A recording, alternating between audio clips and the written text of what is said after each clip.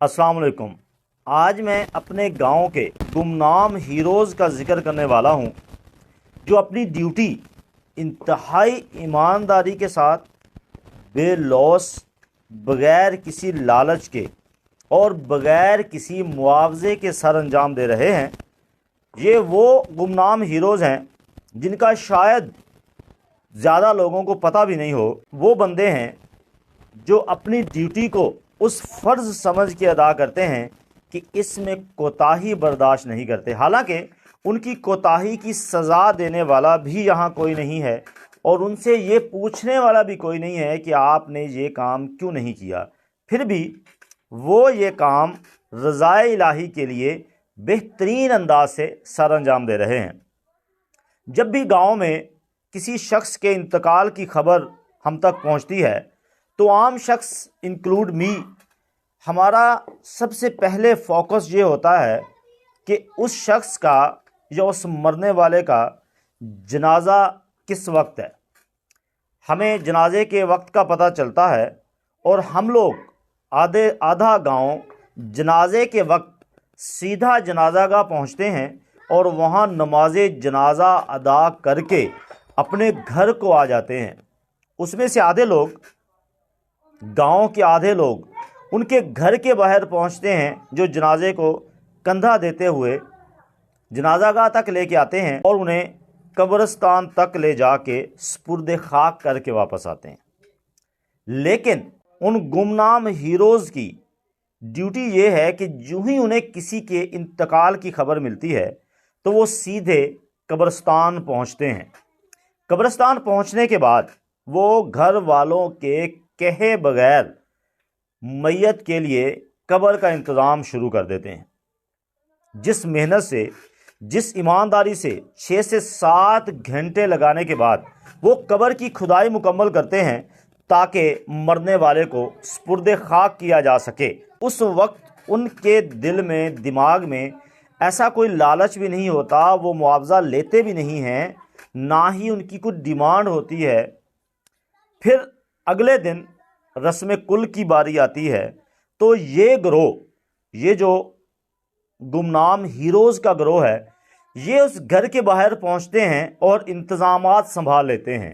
घर वालों के कहने के अलावा यानी जितने भी इंतज़ामात की ज़रूरत होती है वो अपने ज़िम्मे लेते हुए बग़ैर मुआवजे के ये काम सर अंजाम देते हैं और घर वालों के साथ उस वक्त तक उनके गम में, उनके इस रस्म में शरीक रहते हैं जब तक पूरा गांव या सारे मेहमान उठ के चले नहीं जाते और वो दोबारा सामान समेटने तक वहीं रहते हैं। मैं उन गुमनाम हीरोज़ को खराज तहसीन पेश करना चाहता हूं और ये खराज तहसीन मैं अहले इलाका की तरफ से पेश करना चाह रहा हूं कि हर शख्स को मौत का जायका चखना है और हर शख्स की फैमिली में मौत भी आनी है और सबको कब्र की ज़रूरत होती है। रस्म कुल या किसी का मरना या जनाजा, ये सब के साथ मुमासलत है, सबको इस प्रोसेस से गुज़रना पड़ता है। यानी हम सबको इन हीरोज़ की ज़रूरत होती है और हम सबको इन्हें खराज तहसीन पेश करने की ज़रूरत है। और मैं सलाम पेश करता हूँ इन हीरोज़ को जो बेलौस हो के ये खिदमत सर अंजाम देते हैं। एक दिन में 2 अमवात हो जाएं या पूरे हफ्ते में 10 अमवात हो जाएं, ये अपनी ड्यूटी बेहतरीन तरीके से अंजाम देते हैं। अगर उन्हें गांव के चंद लोगों की तरफ से किसी तनकीद का सामना करना पड़ रहा है तो मैं यहाँ उसका जिक्र तो नहीं करने वाला, लेकिन ज़ाहिर है उन लोगों तक मेरी ये वीडियो पहुँचेगी, उन पे कुछ तनकीद की जा रही है जिसका जिक्र 2 दिन पहले भी एक महफिल में हो चुका है। तो मैं उन लोगों से कहना चाहता हूँ कि अगर आपको उनके इस काम से कोई शिकायत है जिसकी वो मुआवजा भी नहीं लेते, बेलौस खिदमत कर रहे हैं और इसमें किसी भी किस्म का लालच नहीं रखते वो, और वो कब्र की खुदाई के बाद अपने घरों को चले जाते हैं। अगले दिन रस्म कुल के लिए वो सारे मेहमानों को खाना खिलाने के बाद एक साइड पे बैठे हुए होते हैं कि सब मेहमान जब चले जाएंगे तो हम ये सामान समेटेंगे। खुदारा ऐसे गुमनाम हीरोज़ की कदर करें یہ ہمارے گاؤں کا یا کسی بھی علاقے کا کسی بھی گاؤں کا سرمایہ ہوتے ہیں۔